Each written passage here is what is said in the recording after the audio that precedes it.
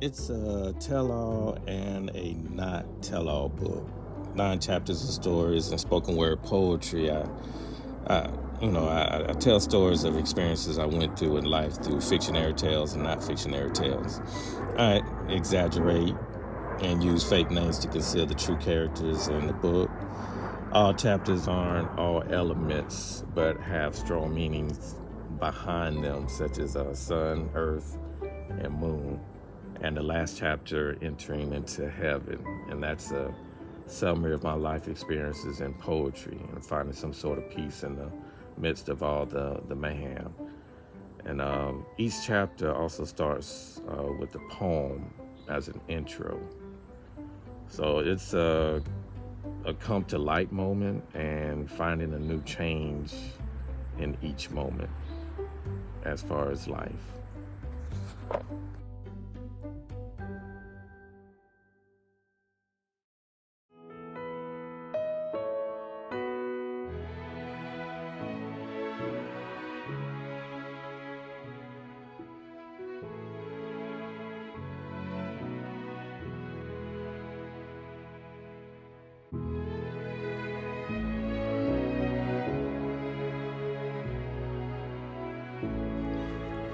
That chapter is basically the beginning of my journey through many transitional stages to explore, learn, and elevate my mind and spirit.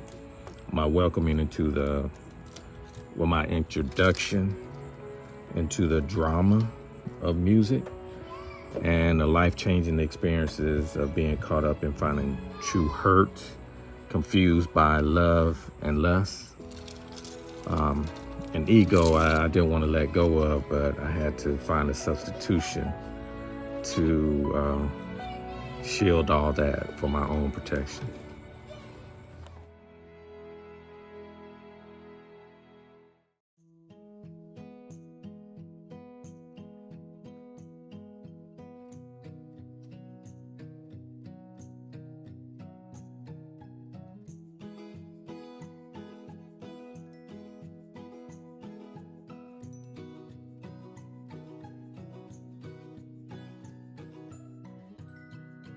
I speak of various relationships when I was in my younger years, searching for love and suffering repeated heartbreak, all in the love of spoken word poetry. The whole chapter is in spoken word poetry.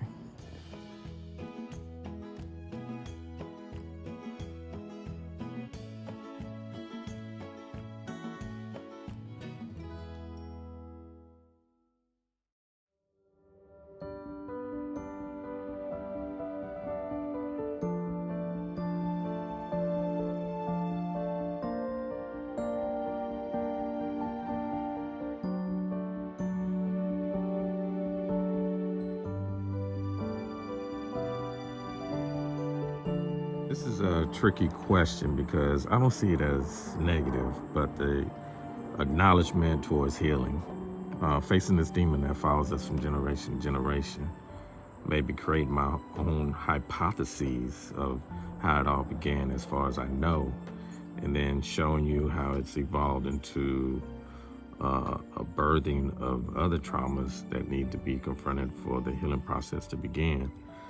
If not now, it'll be another set of issues for the next generation to handle.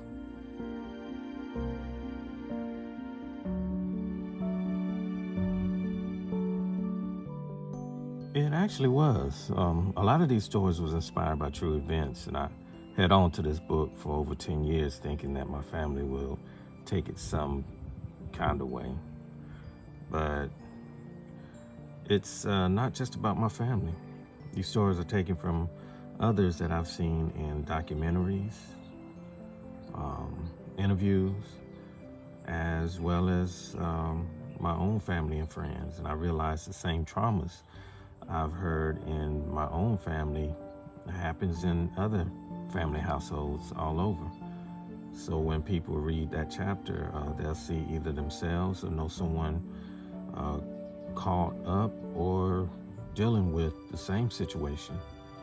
You know, we are them, they are us. We are the same.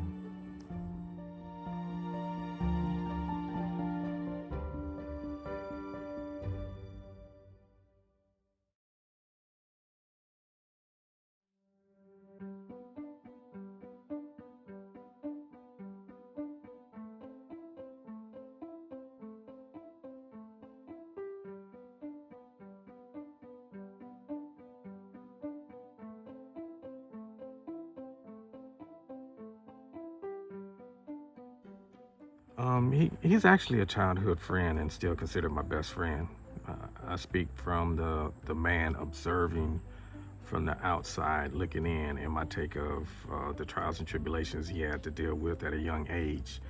So much of the responsibility fell upon him as a teenager, and how he seemed, how it seemed like he handled it with a grain of salt, but behind closed doors, um, it was probably something completely different.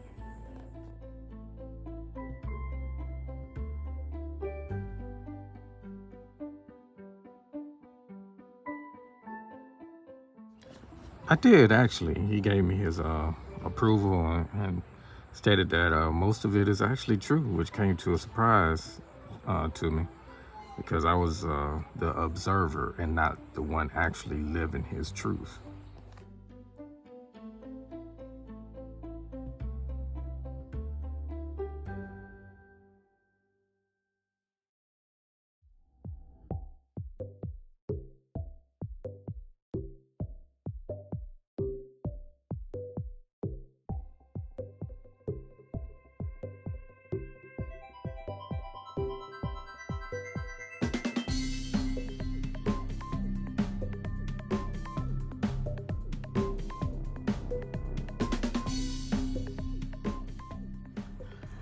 It's a summary of light and growth and the path I'm on at the end.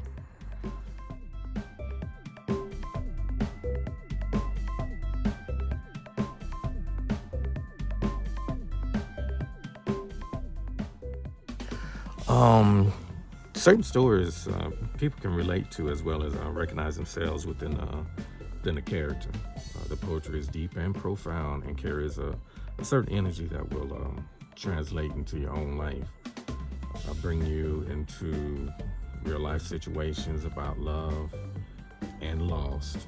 And even though I embellish on a lot of the stories, they still hold a truth type of element to them that people will definitely see in themselves.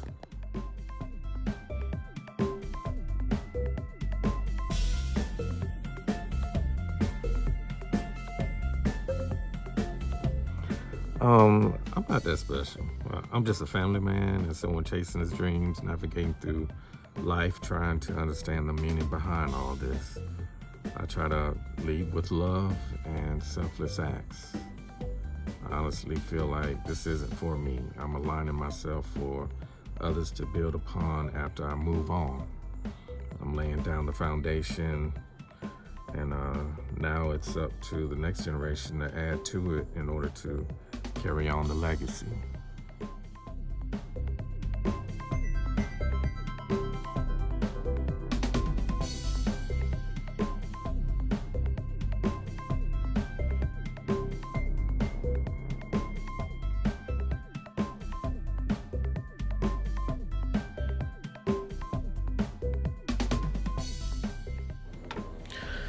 You can purchase After the Eclipse, The 9 Elements of My Life on Amazon, where books are sold.